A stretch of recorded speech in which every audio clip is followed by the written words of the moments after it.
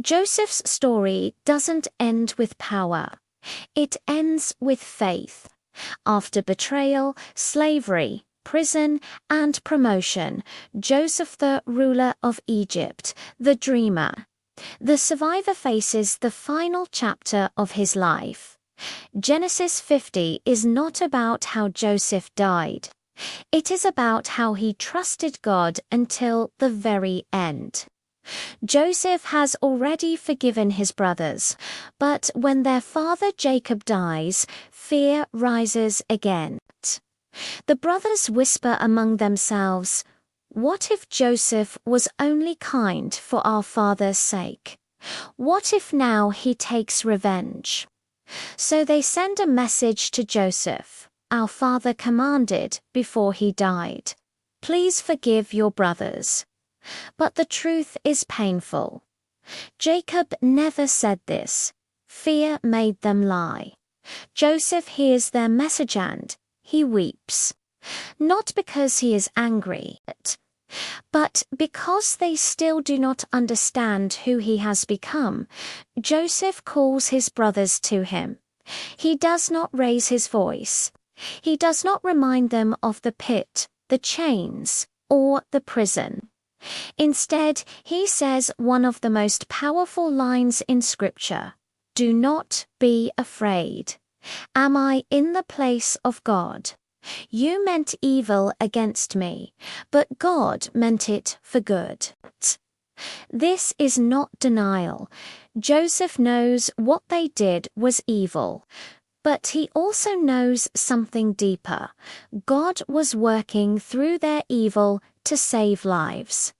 Forgiveness for Joseph is not weakness, it is clarity. Joseph promises his brothers something unexpected. "I will provide for you and your children." The man who once had nothing now uses his power to protect those who harmed him.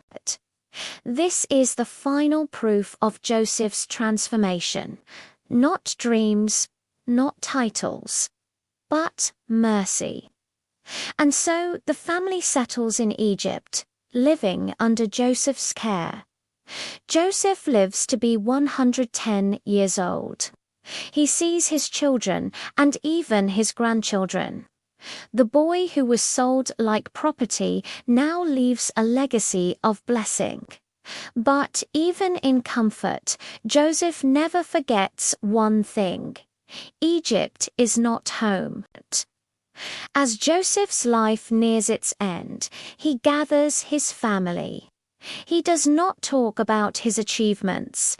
He does not talk about Egypt's greatness. He speaks about God's promise. God will surely come to your aid and take you up out of this land to the land he promised to Abraham, Isaac, and Jacob. Joseph knows something powerful. His story is not finished with his death.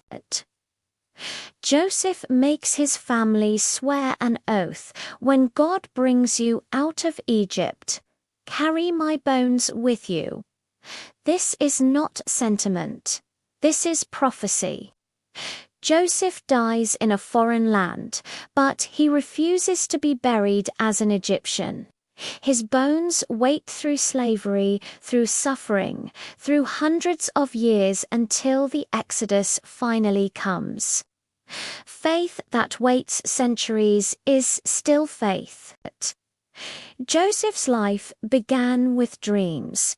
It ended with trust. He forgave without conditions. He believed without seeing. And even in death, he pointed forward to God's promise. Genesis 50 closes Joseph's story, but it opens Israel's future, because God always finishes what he begins. Thanks for watching.